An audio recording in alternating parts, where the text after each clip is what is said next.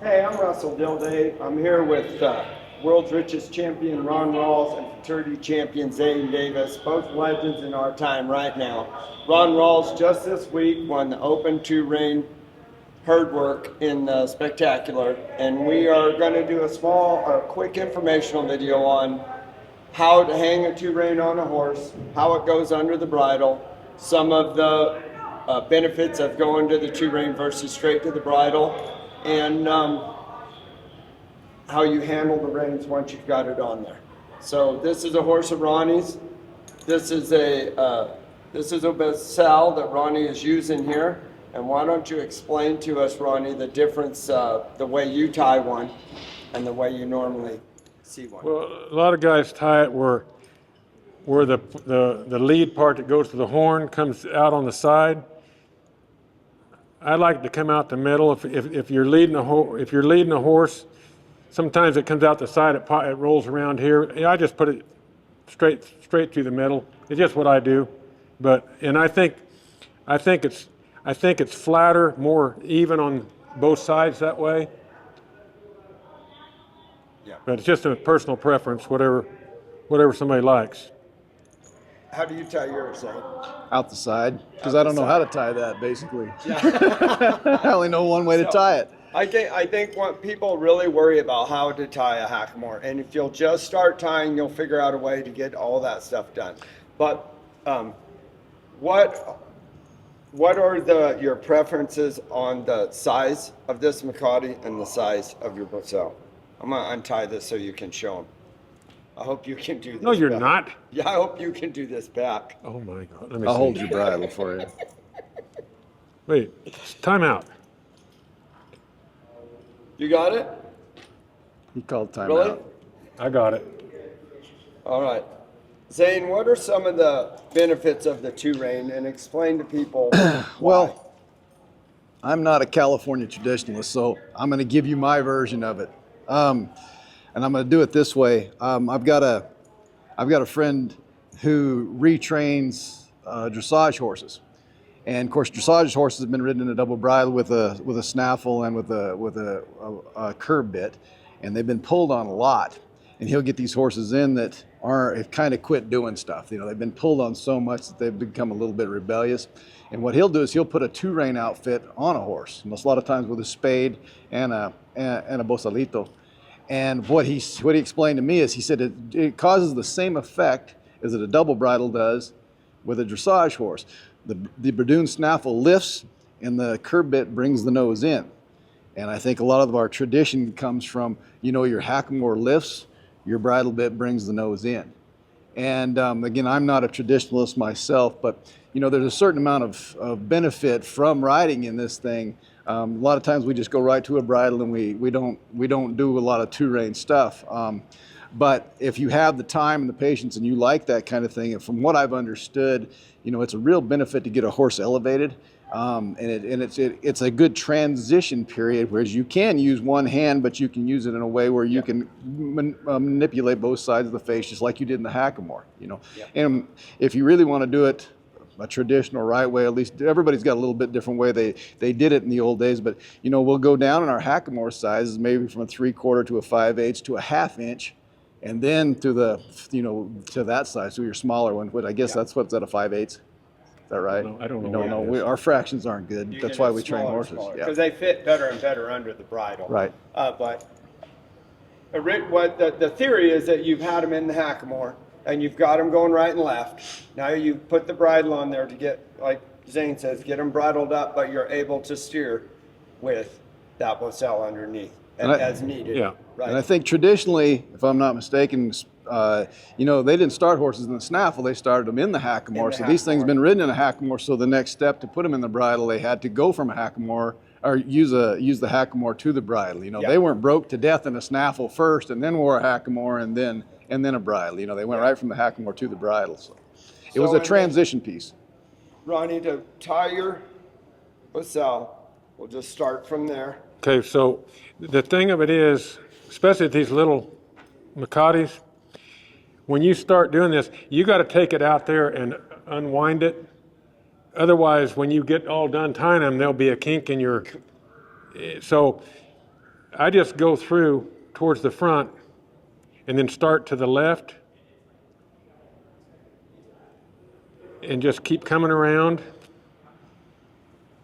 You're going to need to. Yeah, I'm going to, Zane, why don't you hold that horse, or you take that. I'll hold it. Makati up. There. So you just come around, just keep coming around, and like this rope's already kinked, so I know where it goes. I think. Through the middle. I think I needed one more. Yeah. No. I just want to get it back like it was. Yeah.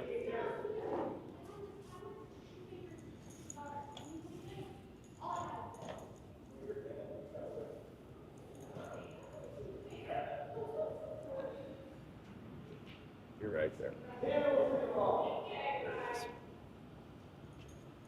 I might have went one too many, but no. And then just so now we've made our reins. So then you got to come around one more time, and that's when I come back through the middle right here, instead of going around the edge.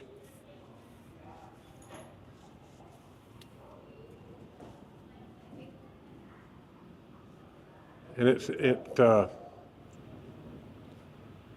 And you can, and your preference on your different lacells or your different ropes or your different horses, you can add or reduce the number of wraps, correct? Yes. Right, yeah.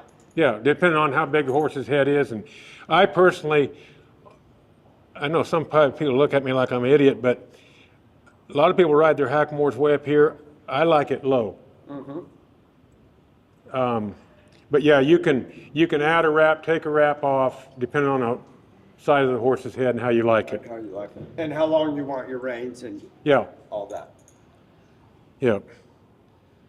But it's just, It's simpler than it seems. it is. It's not hard. Okay, So, put that on there and show them about where you would hang it.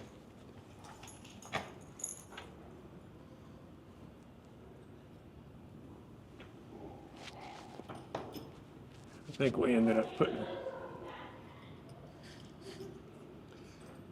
So with a 2 rein, I'll have it higher, because if I don't have it higher, then this core here is down here. In your fell and your bridle. Yes, and it's messes with it's putting a lot of pressure either side.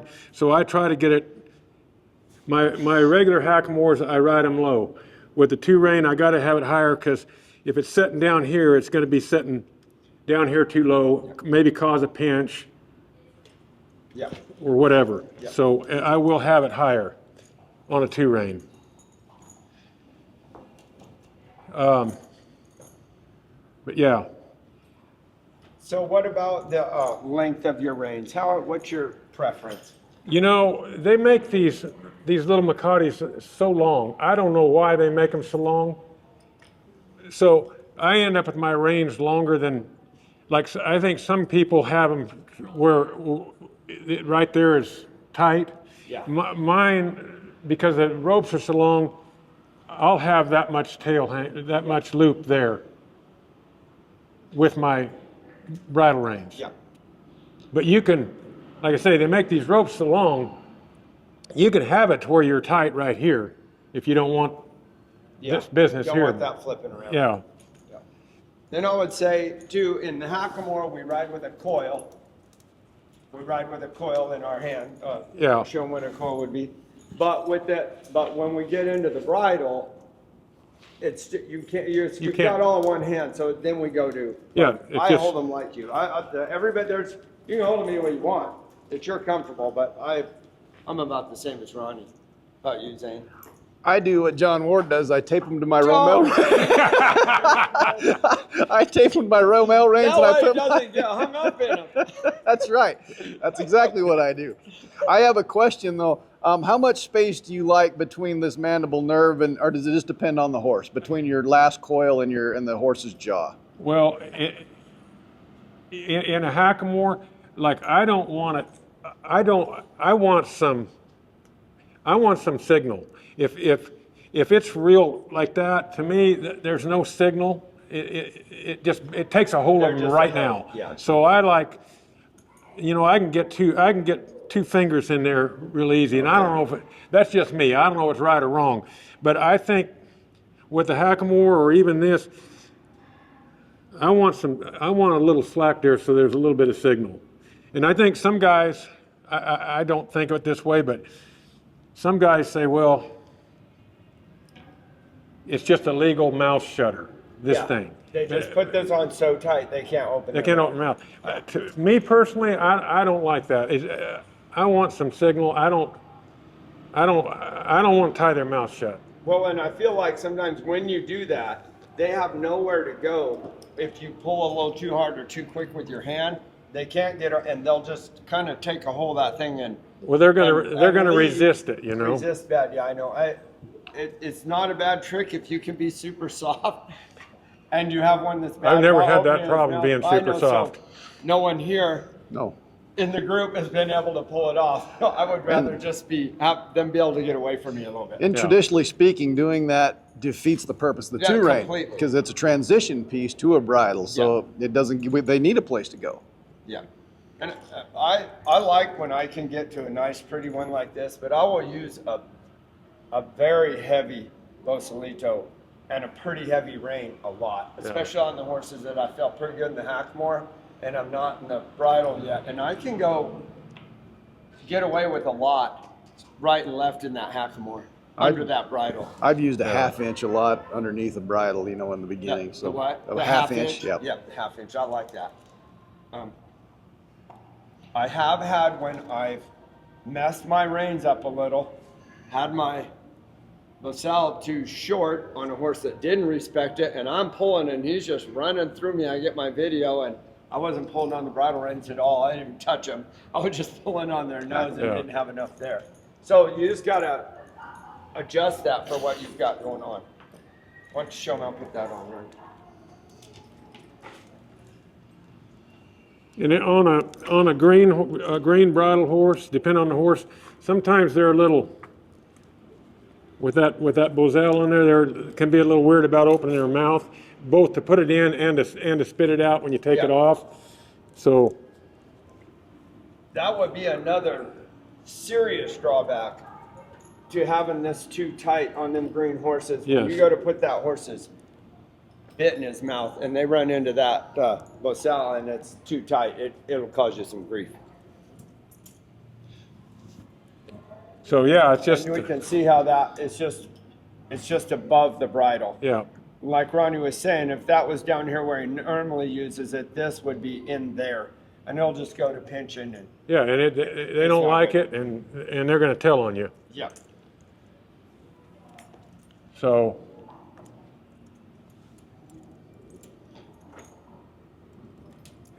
Which reins on? All right, show them how you would tie off to your horn. So being as how this rope is so long, I'm gonna go through here, up over, get it like I want it, and then I'm just gonna put some half hitches on it until I get the tail of this rope short enough. Ron, do you care? What's your average length on this right here? Are you looking for something in particular? I want it like the strand that goes to your horn. Yeah. I want it long enough that they can bend their neck and they're not going to run into it.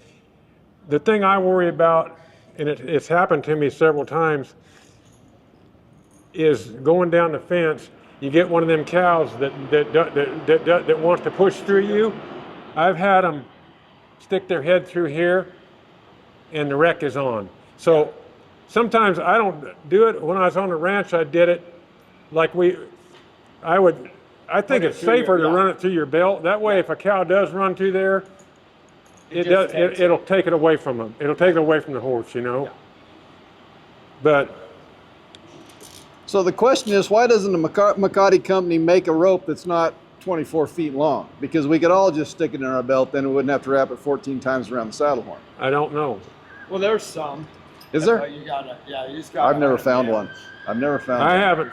I used to have one that wore out that was shorter, and I've never found one since I've never then. found one. I don't know. Well, show us how you hold your reins when you get on.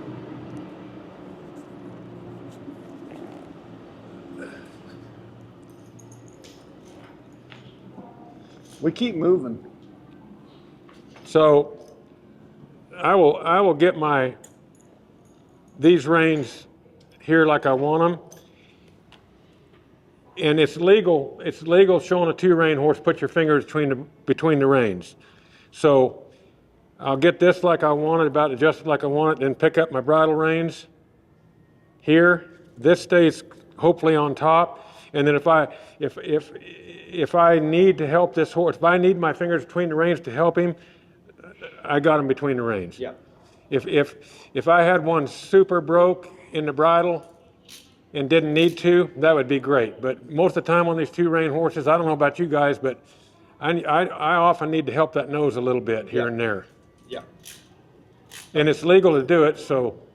I think the drawback to it would be, and I've done this before, getting in the habit of always helping them, and rather than trying to be straight up and helping when you can. I think that would be one of my biggest issues that I had in the past. I just relied on them fingers between the rein. Then when I went straight up in the bridle, it took me a whole nother year to get them. Well, I wasn't putting as much neck rein on them as I should have been while I was in it. Yeah. So I would think that telling people at home, that would be the purpose of the 2 rein. You're trying to get to straight up. You don't just put the 2 rein on and then just keep leading the nose with them 2 fingers. No. You try to get them off the neck rein and then help a little.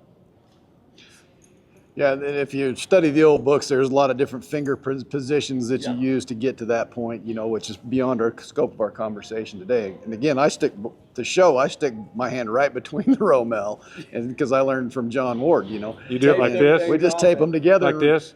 Yeah, it's just right between. So I got basically enough control. Yep. And I can go either way with that. Yeah. And but that's the show usually, And of course, if a horse gets further along, we're going to not do that as much. But certainly in those beginning stages, that's the way that I try to get my. Ideally, I want my horses. You might say they're maybe too bendy in the neck, but when you put that snap or you put the bridle on and start doing this stuff, they're going to be stiffer. Right. Yeah. So right. If I got mine a little bendier than what I think I need to, it's not gonna stay when you get that bridle on. Yeah. Well, pretty good. I think that's a pretty good route. That's a pretty basic coverage of it. At another time, we'll probably make one more in depth and go over different bridles and different Osalis and maybe even some different reins and sizes and stuff and how to manage them. Yeah, I think that'd be a good idea. And more not, but this is pretty basic. You can take this. Don't be afraid to vary. We're just showing you that this is just an example, but there's 100 ways to tie those knots, handle those reins, and do all this stuff. This is just a base that we know works because he won the herd already. I mean, he's starting out champion this week already. First man ever win $100,000 in a bridle right there, and by a sound margin. What was it, by 35, 60 points? I don't know. Yeah. I saw it. It's first big show I went to. Is that right? First big show I ever went to. Oh, it's unbelievable. Yeah. Competition wasn't very tough because I think you were in it, but he won by a long way. A long way. I remember we're in the warm-up pen, and this thing's going on. At that point, it was the most exciting bridle class I've ever seen in my life. Well, we ran it $1,500. We're running $100,000. Everyone's in there, and it's pretty tense. He's got this huge lead, just like right now in the herd. He's got a huge lead. So he goes kind of early, and they do the rein work. I think I was for the cow, so you get both events. I think I was third to go in the rein work. Third to go. So he goes in there. He's already got this huge lead, and he marks a couple of 25s or something. I mean, no one can catch him, and the whole warm-up pin just goes, oh. It was anticlimactic after that. Well, so we're riding around, and I'm thinking about, I'm like, Hey, it's $17,000 for second. We're used to running for 800. There's still a lot of money out there, and that whole place just lifted up, and the fence runs just trying to catch it. You know, like he set that bar, and it just went. It's the first video I ever bought of the show. Good. Maybe the only that I ever bought a whole class. It was so spectacular. Yeah, that was a good time. Very good. There's some pictures of it up there if you forgot about it. I kind of remember. Well, all right. Well, thank you guys for tuning in, and just tune us up on NSHA. The show goes all week. It plays all night on the live feed, so you can catch anything you missed during the day, catch all the commercials and all these little helpful hints, and we'll see you next time.